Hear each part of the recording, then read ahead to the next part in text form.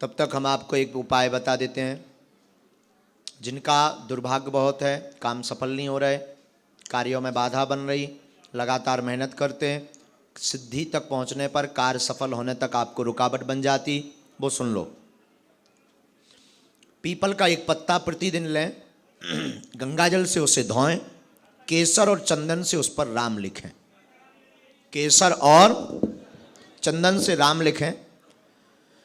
11 दिन तक हनुमान जी के मंदिर में उस पत्ता को रखें और प्रतिदिन 11-11 पाठ हनुमान चालीसा के पढ़ें। एक ही मंदिर पर रखें, एक ही बालाजी के पास रखें। 11वें दिन पत्ता को लेकर, 11वें दिन का जो पत्ता होगा उसमें फिर वही गंगाजल से धोएं। प्रत्येक दिन का पत्ता मंदिर में चढ़ाते रहना है।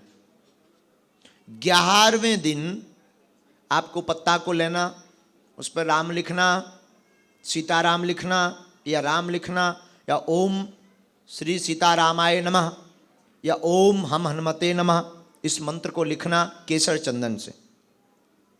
इसके बाद उस पत्ता को मंदिर ले जाकर 11 पाठ पुनः हनुमान चालीसा के करना और उन्हीं हनुमान जी महाराज के चरणों का सिंदूर 3 बिंदी उस पत्ते में लगाकर और 11 परिक्रमा करके उस पत्ता को, 11वें दिन के पत्ता को, जो 11वें दिन का पत्ता होगा, उस पत्ता को अपने पर्स में रख लेना।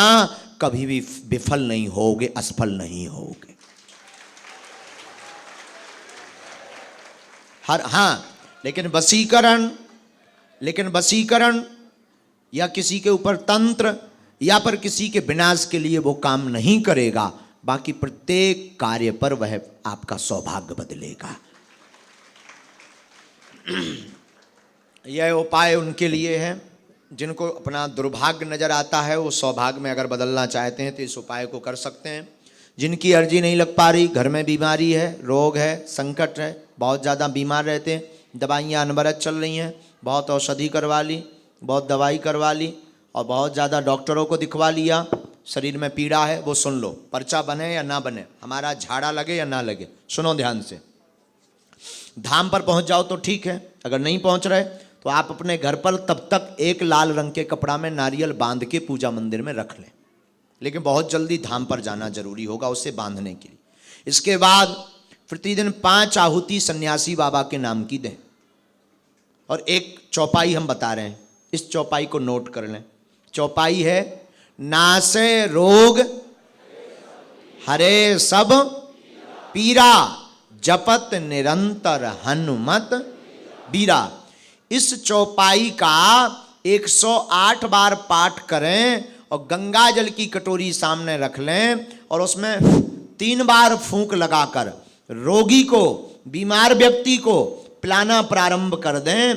धीरे धीरे धीरे सने सने रोगी को आराम लगने लगेगा। ये आशीर्वाद है। लेकिन मंगल की पेशी करना अनिवार्य है।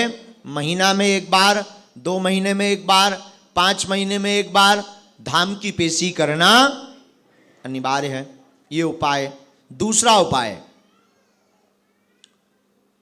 कार्य में बाधा है, अर्जी नहीं लग पा रही, पर्चा नहीं बन पा रहा, आसपास लोगों को दिक्कत है, आपको लाभ मिल गया तो लोगों को बताना है, घर पर कोई ऐसा बिजनेस करते हैं उसमें आपके रोक लग रही है, नौकरी की सफलता नहीं मिल रही, मन अशांत है, उपाय सुनिए।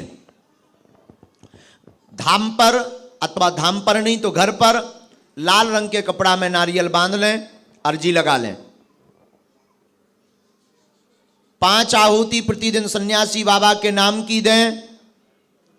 ओम बागेश्वराय नमः, इस मंत्र का जाप करें। और एक चौपाई हम बता रहे हैं, इस चौपाई का 108 बार पाठ करना है। सिद्ध अभिमंत्र चौपाई है, नोट करिए। किष्किंधा कांड की चौपाई है, सबको आती है। कवन सुकाज कठिन जग माही, जो नहीं हो ही तात तुम पाही। कवन सुकाज कठिन जग माही, जो नहीं हो ही तात तुम पाही। इस चौपाई का 108 बार प्रतिदिन पाठ करें और 21 पेशी बागेश्वर धाम की करें, महीने में एक बार, 2 महीने में एक बार, 3 महीने में एक बार।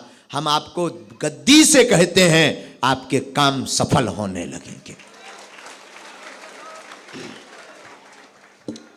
घर में भूत बाधा है, प्रेत बाधा है, सवारी आती, बहुत ज्यादा तंत्र परेशान करता, या गंदे सपने दिखाई पड़ते, तो नरसिंह भगवान के नाम की 5 आहुति घर पर दें। और प्रत्येक मंगल को जब हम धाम पर रहते हैं तो बिना टोकन नंबर का प्रेतराज सरकार का दरबार लगता है बागेश्वर बालाजी में। हम रहें या ना रहें, वहां प्रेतराज सरकार का पेड़ है, वहां पर जाकर नारियल बांध दें और रोगी को स्पर्श करा दें, प्रेत बाधा बंध जाएगी, नकारात्मक ऊर्जा कट जाएगी और रोगी को आराम लग जाएगा।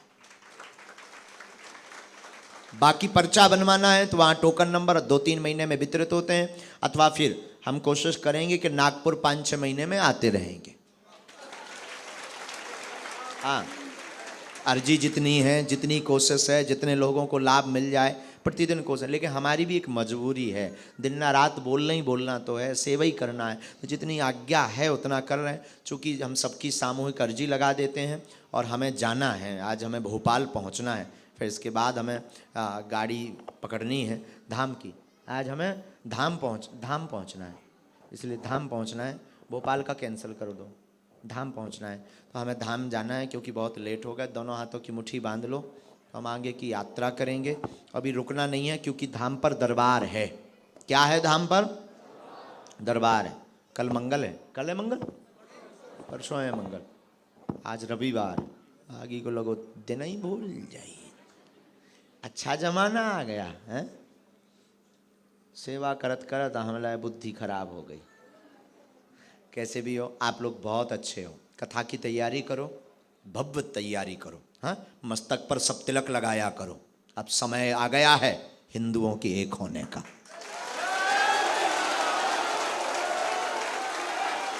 क्योंकि बुरी ताकतें, बुरे लोग, गंदे लोग अब खुल करके हिंदुओं का विरोध करने लगे, सनातन का विरोध करने लगे। तो अब समय आ गया कि सब एक हो जाओ।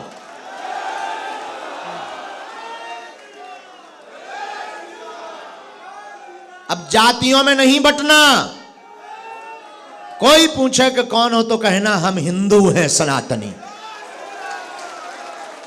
और कोई एक उंगली उठाए तो तुम लोग 1 लाख मुष्टिक दिखा देना, ऐसे करके।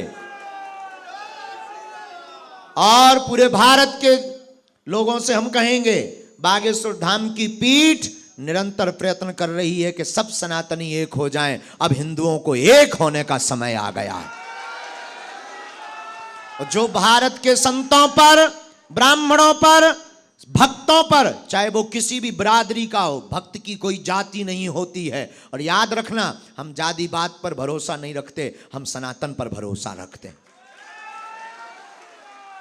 अगर हम ब्राह्मणवादी होते तो हम रावण की पूजा करते, राम जी की नहीं। राम जी क्षत्रिय हैं, रावण ब्राह्मण है। हम सिर्फ सनातन की बात कर रहे हैं और हृदय से बात करते हैं, ये ध्यान रखना। हम गद्दी से कह रहे हैं कि आप सब एक हो जाओ। और जो भी संतों पर, भक्तों पर, सनातनीय हिंदुओं पर उंगली उठाए, उनको मजा चखाने के लिए तैयार हो जाओ, एकजुट हो जाओ।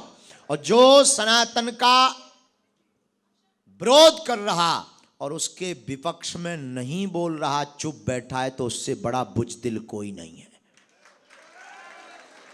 वो सबसे बड़ा बुजदिल है।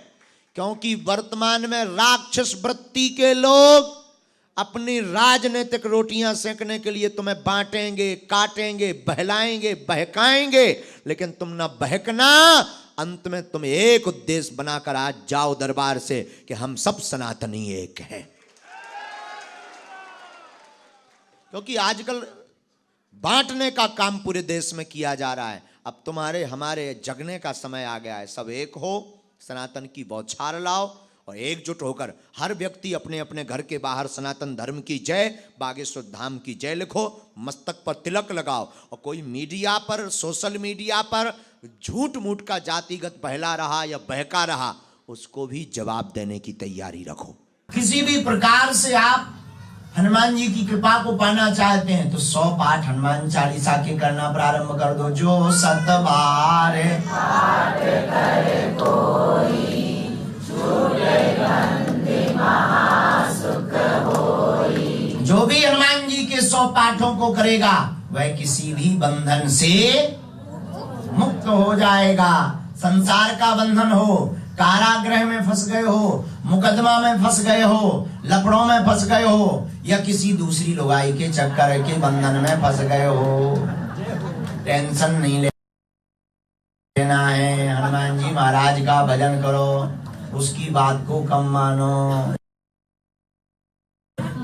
पराई लुगाई अपनी की मानो, और नहीं तो बाकी माताएं अभी हमको पीटेंगी। गुरुजी अच्छे प्रवचन सुनाने आए तो